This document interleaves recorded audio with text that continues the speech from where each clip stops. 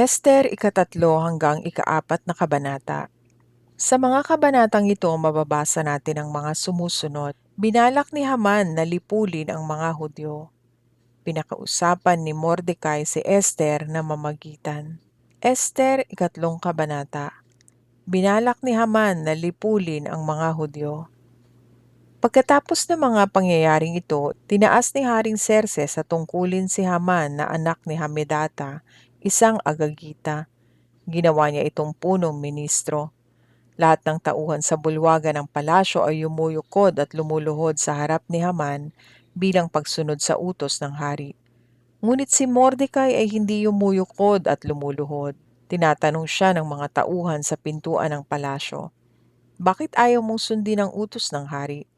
Araw-araw ay sinasabi nila ito sa kanya, ngunit ayaw pa rin niyang sumunod. Kaya isinumbong nila si Mordecai kay Haman para malaman kung pagbibigyan siya ni Haman, sapagkat sinasabi ni Mordecai na siya'y isang Hudyo. Nang mapatunayan ni Haman na hindi nga yumuyukod at lumuluhod si Mordecai, sumiklab ang galit nito. Nang malaman niyang Hudyo si Mordecai, umisip siya ng paraan upang malipol ang lahat ng Hudyo sa buong kaharian ni Haring Xerxes. Nang unang buwan ng ikalabindalawang taon ng paghahari ni Xerxes, ginawa sa harapan ni Haman ang palabunotang tinatawag na pur upang malaman kung anong araw nararapat isagawa ang balak niya. Tumama ito sa ikalabintatlong araw ng ikalabindalawang buwan na kung tawagi Adar. Pagkatapos nito, sinabi ni Haman kay Haring Xerxes, "Sa lahat pong panig ng inyong kaharian ay may isang lahi ng mga tao na may sariling batas na iba sa alinmang lahi. Hindi po sila sumusunod sa inyong utos at makakasama po kung pababayaan ninyo silang ganito.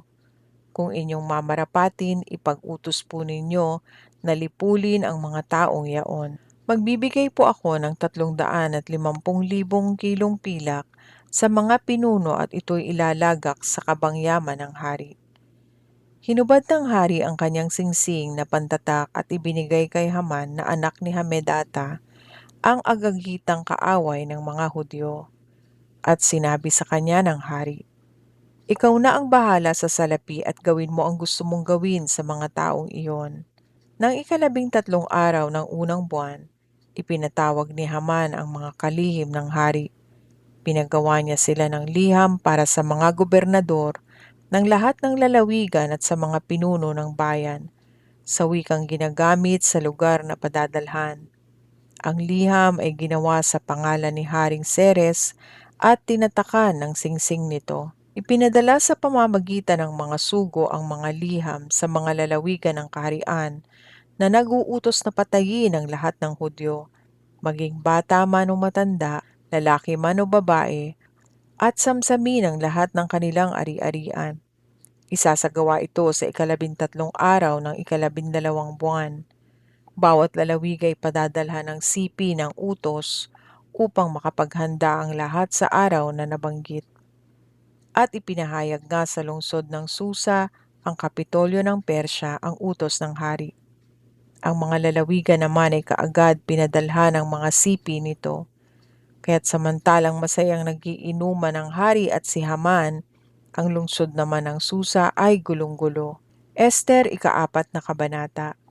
Pinakiusapan ni Mordecai si Esther na mamagitan. Nang malaman ni Mordecai ang lahat ng nangyari, pinunit niya ang kanyang kasuotan. Nagsuot siya ng damit panluksa, naglagay ng abo sa ulo at naglibot sa buong lungsod at malakas na tumatangis.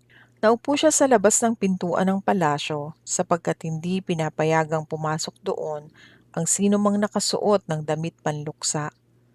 Ang mga Hudyo naman sa bawat lalawigang naabot ng utos ng hari ay nanangis na buong kapaitan, nag-ayuno at nagluksa. Karamihan sa kanila ay nagsuot ng damit panluksa at naglagay ng abo sa ulo. Lubos na nabahala si Reyna Esther nang malaman niya ang pangyayari mula sa kanyang mga katulong na babae at mga yunuko. Kaya pinadala niya ng bihisan si Mordecai, ngunit ayaw nitong tanggapin iyon. Dahil dito ipinatawag niya si Hatak, isa sa mga yunuko ng hari, at itinalagang katulong niya. Pinapunta niya ito kay Mordecai at ipinatanong kung bakit siya nagkakaganoon. Pinuntahan nga ni Hatak si Mordecai sa labas ng palasyo. Sinabi naman ito sa kanya ang buong pangyayari, pati ang halagang ibibigay ni Haman sa kabangyaman ng hari mapatay lamang ang mga Hudyo. Binigyan pa siya ni Mordecai ng isang kopya ng sulat ng hari para ipakita kay Esther.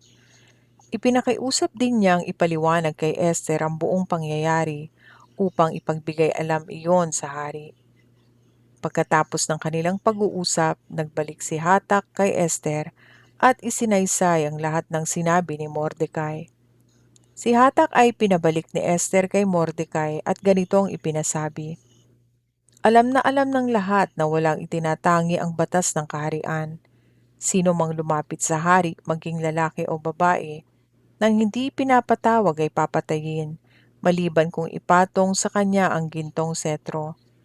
30 araw na akong hindi ipinapatawag ng hari. Nang matanggap ni Mordecai ang sagot ni Esther, ganito naman ang ipinasabi niya.